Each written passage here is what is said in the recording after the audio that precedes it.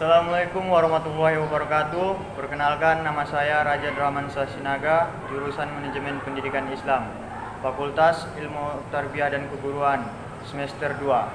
Saya di sini akan yaitu bagaimana cara mengajar di sekolah dengan baik dan benar, ya, dengan materi kita, yaitu materi kita bahasa Indonesia. Assalamualaikum anak-anak. Waalaikumsalam, Pak. Ya, hari ini kita akan belajar, yaitu belajar bahasa Indonesia. Sebelum kita memulai pelajaran, sebaiknya kita berdoa, ya kan? Oke anak-anak, sekarang kita akan belajar bahasa Indonesia. Judul kita apa hari ini? Kata, Pak. Oh, kata, oke. Anak-anak tahu kata itu yang seperti apa kata? Tidak tahu, Pak. Kata itu yaitu kemampuan pemakaian dalam bahasa, yang dimana bahasanya itu dia tidak buruk dilihat orang kalau waktu mendengar. Jadi ketika berbahasa, kemampuan pemakaian bahasa dalam memilih kata memegang peranan yang sangat penting. Di dalam buku ini, jika pemakaian bahasa salah memilih kata, baik berbahasa lisan maupun tulisan, tujuan yang diinginkan tidak tercapai karena informasi tidak tersampaikan dengan baik dan benar. Akibat informasi yang disampaikan tidak dimengerti dengan baik oleh pihak penerima pesan, kalaupun bisa informasi itu akan dimengerti dan dipahami dengan susah payah. Bahkan tidak jarang terjadi seseorang salah memahami apa yang dikatakan oleh orang lain karena kemampuan orang itu dalam berkomunikasi termasuk memilih kata amat terbatas. Terus kita akan masuk yang berhubungan makna kata itu satu persatu, yaitu yang pertama sinonim. Anak-anak tahu sinonim itu apa? Kurang tahu, Pak. Sinonim itu sebuah kata dapat memiliki lebih dari satu makna. Makna kata yang satu bisa mirip dengan makna kata yang lain karena makna dasar ground meaning yang diungkapkan kata-kata itu sama. Jadi sinonim ini yaitu persamaan. Persamaan sebuah kata seperti contohnya Lawan kata. Itu antonim, bukan sinonim. Sinonim itu dia mencakup yang bersamaan. Dia katanya itu berbeda, tapi makna dan hubungannya memiliki sama dia. Seperti lipatan. Lipatan. Dia melipat. Baru apa lagi? Lempitan. Lipatan sama lempitan kan hampir sama maknanya. Cuman katanya saja yang beda. Itulah sinonim. Oke, lanjut. Kita lanjut. Selanjutnya, dalam sinonim ini kita harus perhatikan kata benar, betul, baik, dan bagus. Makna dasar benar dan betul adalah sesungguhnya dan tidak salah pada konteks yang lain, tetapi ciri khusus yang dimiliki konsep benar dan betul itu berbeda. Oleh karena itu, makna dan pemakaian kata itu pun berbeda. Seperti berbicara benar, jangan bohong. Berbicara betul, jangan salah. Hitungan benar atau betul 9, hanya satu yang salah. Perbedaan maknanya seperti itulah ya. Seperti berbicara benar, berbicara bohong, berbicara salah, berbicara betul. Kurang lebihnya seperti itulah anak-anak. Karena bapak pun belum lagi apa PNS. Belum lagi, maksudnya apa namanya, gelar sarjana itu belum dapat. Nah, Masih honor ya Pak? iya Pak. Iya Pak. Iya nak. Sorry lah nak. Agak apa ini? Bapak kan baru pertama mengajar, jadi seperti itulah banyak kendala-kendala. Selanjutnya kita masuk ke yang kedua. Yang kedua itu hiporonim. Dan hiponim hiporonim ini selain bersinonim, ada kata yang bermakna, yaitu makna itu berada di atas makna kata lain atau mencakup makna kata yang lain. Kata bunga, genus, misalnya mencakup makna mawar, melati, dan dahlia spesies. Bunga itu satu, tapi namanya banyak, ya kan? Mencangkup dari itu bermacam-macam. Contohnya Pak? Seperti kan kalau kita contohnya itu kita membilangkan bunga, orang tahu bunga, tapi nggak tahu bunga apa. Nah, tapi kalau kita bilang itu bunga dahlia, nah, mereka tahu itu bunga dahlia. Tapi kalau kita bilang bunga saja, ya mereka cuma tahu bunga, udah. Tapi nggak tahu bunga itu bunga apa. Baik Pak.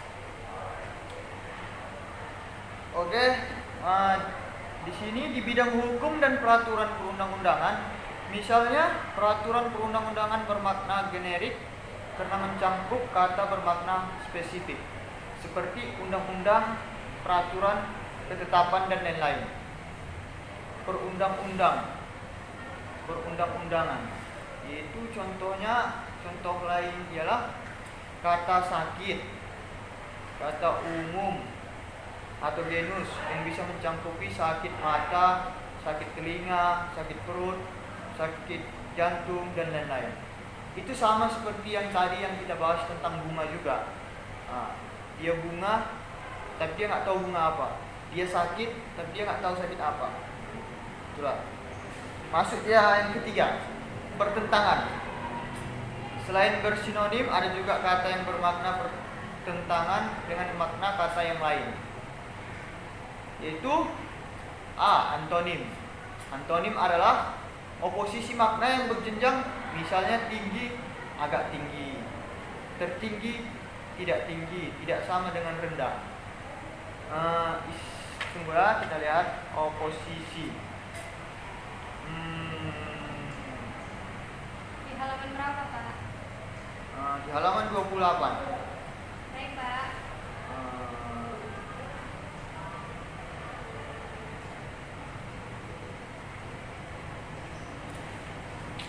Ternyata di buku ini tidak dijelaskan, nah. Jadi di sini hanya dijelaskan contoh-contohnya saja. Tapi itulah, kita masuk ke oposisi lagi. Oposisi arah. Oposisi arah itu misalnya datang, pergi, kiri, kanan, atas, bawah. Nah, kalau anak-anak paham agak jangan terlalu dipikirkan, karena kita pun dalam belajar ini santai-santai aja, karena yang kita cari itu ilmu yang bisa kita masukkan ke dalam otak kita. Jangan sembarangan mencari ilmu tapi tidak digunakan dengan kebaikan. Paham kan? Paham Pak. Oke. Kita masuk yang keempat, makna denotatif dan makna konotatif. Kita makna denotatif dulu. Makna ini katanya berdasarkan tunjukan lugas, denotata, kata pada suatu yang ada di luar bahasa, atau makna yang didasarkan pada konvensi masyarakat pemakai bahasa. Misalnya itu meja, ikan. Itu ialah benda tunjukan dari kata meja, yaitu benda perkakas atau perabot rumah tangga yang mempunyai bidang datar dan kaki-kaki meja berfungsi sebagai penyangga bidang datar itu. Oke, kita masuk yang kelima, makna leksikal dan makna gramatikal. Kita belajar inti-intinya saja nak.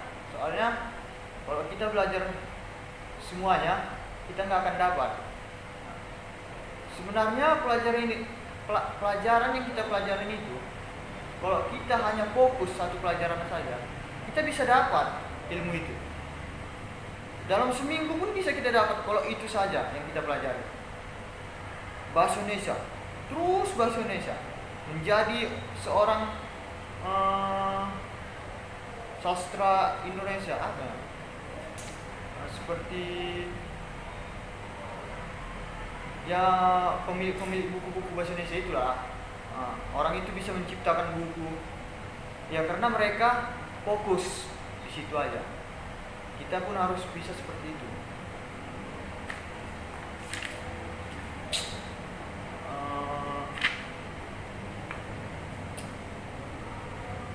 Bapak lihat di sini kayaknya udah semua kayaknya Bapak jelaskan. Sekarang anak-anak lah dulu. Ada nggak yang mau bertanya? Tidak ada, Pak. Oke. Bapak hanya ingin mengatakan sesuatu bahwa yang kita kejar di dunia itu bukan ilmu saja, tapi yang dimana yang kita kejar itu ialah bagaimana kita menjadi orang yang baik di dunia itu. Dan yang terutama yang kita kejar itu ialah akhirat. Kayak mana pun ceritanya, akhirat itu yang kita kejar. Lalu yang kedua, sebenarnya yang pertama sih, yang aturan tadi yang saya Bapak jelaskan, cuman karena udah terlanjur Bapak bilang itulah. Yang pertama itu, hormatilah orang tua, sayangilah orang tua, sebagaimana mereka menyayangimu sewaktu kita balita. Memang kita belum bisa membahagiakan orang tua, tapi setidaknya bahagiakanlah dengan proses yang kita lakukan, yaitu kita berbuat baik, berprestasi baik di masyarakat, dan jauhilah hal-hal yang buruk, bahwa hal-hal yang buruk itu bisa merusak identitas kita yang dulunya baik jadi buruk. Itulah anak-anak, materi kita pun sudah selesai, dan anak-anak pun nggak ada lagi yang bertanya karena Bapak belum lagi dapat sarjana, itulah udah jadi guru, jadi tak masuk akal sebenarnya ini Bapak. Nah, tapi karena ini tugas bahasa Indonesia yang diberikan kepada mahasiswanya, nah jadi terpaksa Bapak ini jadi anak murid, jadi guru-guru anak-anak sekalian. Oke lah anak-anak, sekian dari pelajaran kita hari ini. Bapak mohon maaf yang sebesar-besarnya kalau Bapak ada salah atau ucapan yang tidak masuk akal untuk kalian semua. Karena Bapak pun, kesalahan Bapak itu memang datang dari Bapak sendiri. Kebenaran itu datang dari Allah sebenarnya. Nah, jadi kalau salah pun memang salah lah kita itu, nggak bisa lagi kita benarkan. Karena yang benar itu cuma datang dari Allah. Kalau benar pun perkataanmu itu dari Allah deh. Nah, begitulah dulu akhir dari pelajaran kita ini, karena waktu pun sudah menunjukkan habis. Karena habis ini masuk entah guru filsafat, nggak tahu ya kan? Nah, atau entah pulangnya kalian. Nah, ore. Sekianlah dari pembelajaran kita hari ini. Kurang lebihnya Bapak mohon maaf yang sebesar-besarnya. Kesalahan itu datang dari Bapak, kebenaran itu datang dari Allah. Bapak sendiri mohon ampun sama Allah sendiri karena ada salah, kurang lebih mohon maaf. uh, wa taufiq wal hidayah. Assalamualaikum warahmatullahi wabarakatuh. Waalaikumsalam warahmatullahi wabarakatuh.